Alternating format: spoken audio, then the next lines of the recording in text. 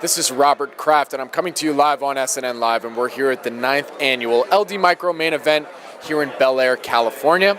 With me right now is Suzanne Micucci. She's the president and CEO of Charles Colvard, publicly traded company with the symbol CTHR. Suzanne, welcome to SNNLive. Thank you, Robert. Pleased to be here. It's great to have you on our program. Thank you for joining me. So for our audience, let's start off with an overview of Charles Colvard. Sure. We were established in 1995. We're a publicly traded company, as you noted, a CTHR on NASDAQ. We are the original creators of Moissanite. Okay. So for those who don't know, what is Moissanite Sure. and how is it discovered? Okay. So Moissanite is actually a very rare mineral. You can find it in the earth, but in very small amounts. It was discovered in 1893 by a gentleman named Henri Moissan, a very French guy, a geologist. He thought he discovered diamond because it was so clear and so beautiful, and he brought it back to his laboratory, and what he discovered is not diamond at all. It's called silicon carbide. It's made of a silicon molecule and a carbon molecule joined together. And it created actually a beautiful gemstone quality piece of material. And so he spent his entire life trying to recreate it in the laboratory, was not successful, but we actually have done just that. So Moissanite is a lab-created gemstone that we actually facet into beautiful jewelry. So real quick, I just have to know, where is it found? Like where is it actually mined? So it's not mined at all. It's not mined at all. It comes entirely from a laboratory. So for that consumer that's concerned about mining of the earth, for that consumer that's worried about some of the child labor and some of the atrocities that go into some mined gemstones, we are not that material. We actually are entirely from a laboratory, so I can safely say that we're a sustainable material. So that would be a big difference between moissanite and diamonds, let's say, for example, right? It absolutely would. So diamonds are generally mined from the earth. There are some lab-created diamonds as well, but that is a key differentiator for us. The other differentiator is that we're about 1/10 the cost of diamond. So we're a very value-oriented good, and again, a sustainable product. So Suzanne, what exactly are some of the products, and where can a customer go and buy it? Sure. So everything I'm wearing today is a Charles Colvard product. So earrings, rings, necklaces are all products that come from Charles Colvard. Our primary customers will come to our website. So charlesandcolvard.com is a place you can go. You can learn about the company, our ethical sourcing, some of the ethics of the company and the way we think about doing business. But at the same time, you can actually transact and buy our jewelry. But we also sell through a number of other channels. You'll find that we're in 51 Helzberg stores around the country. So if you want to see it and put your hands on it, you can actually go to a Helzberg jewelry store. Go to my website, see the ones where they have it available, and you can actually go shop there.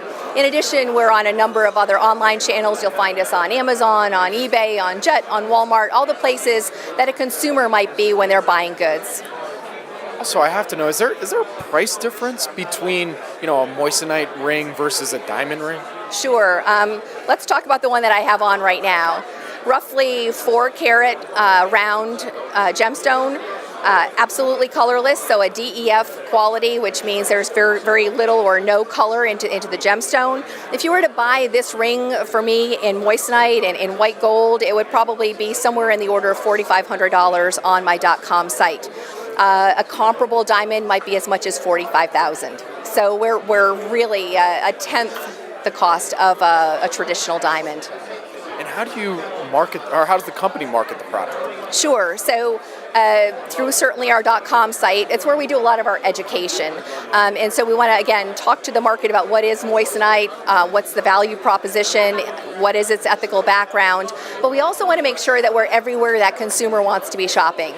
So we're out on what's really an omni-channel strategy. So many places on the internet, as well as in brick and mortar stores. You'll find us on television, on eVine. You'll find us on their .com site. So as many places as we can be where that consumer is searching. How did you become involved in Charles Colvard? What's your background? Sure.